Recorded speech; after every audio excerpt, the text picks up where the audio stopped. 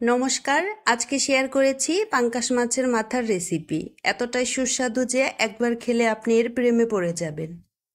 রেসিপিটা তৈরি করার জন্য একটি কড়াইতে পরিমাণ মতো তেল দিয়ে দিতে হবে।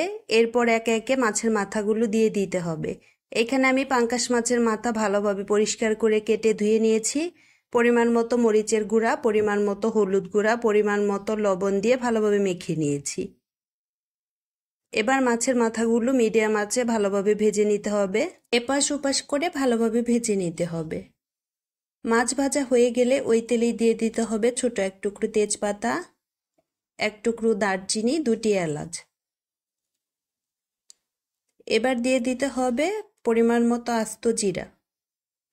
ফোড়নগুলো কয়েক সেকেন্ড নাড়াচাড়া করে ভেজে নিতে হবে। এরপর দিয়ে দিতে হবে 3টি মাঝারি সাইজের পেঁয়াজ কুচি। পেঁয়াজগুলো দিয়ে ভালোভাবে ভেজে নিতে হবে।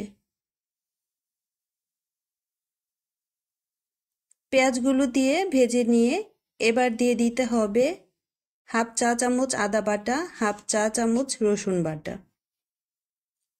কাঁচা গন্ধ যাওয়া পর্যন্ত ভেজে নিতে হবে।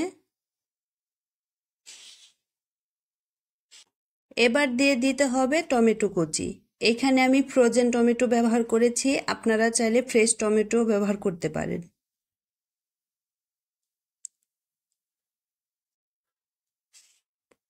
টমেটো দিয়ে ভালোভাবে ভেজে নিতে হবে। এরপর গুঁড়া মশলা অ্যাড করার আগে পরিমাণ মতো জল দিয়ে দিতে হবে, যাতে করে মশলাটা পুড়ে না যায়।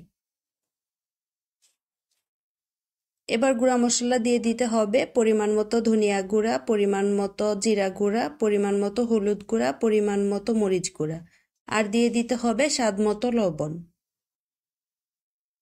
মশলাটা ভালোভাবে কষিয়ে নিতে হবে। আর ভিডিওটি যদি ভালো লেগে যায় একটি লাইক দিতে ভুলবেন না। এরকম আরও সহজ রেসিপি পেতে চাইলে চ্যানেলটি সাবস্ক্রাইব করে দিতে পারেন। মশলা থেকে যখন তেল ছেড়ে দিবে তখন বুঝে নিতে হবে মশলাটা ভালোভাবে ভাজা হয়ে গেছে।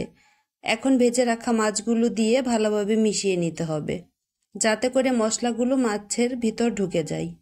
5 মিনিটের মতো এখানে আমি মশলার সাথে মাছগুলো কষিয়ে নেব।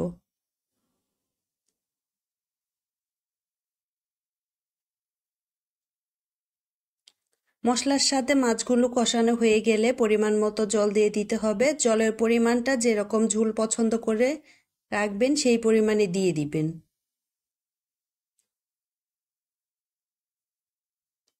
এখন দিয়ে দিতে হবে কাঁচামরিচ। কাঁচামরিচ দিয়ে মিডিয়াম আঁচে আমি বাকি রান্নাটা করে নিব। রান্নাটা প্রায় হয়ে এসেছে। আপনারা যদি ধনিয়া পাতা পছন্দ না করেন তাহলে এ পর্যায়ে এসে নামিয়ে নেবেন। এখানে আমি পরিমাণ মতো ধনিয়া পাতা কুচি দিয়ে দিচ্ছি। ধনিয়া পাতা কুচি দিয়ে ভালোভাবে মিশিয়ে নিয়ে নামিয়ে নিলেই একদম রেডি। আজকের মতো এখানেই বিদায় নিচ্ছি। আবারও দেখা হবে নতুন কোনো রেসিপিতে।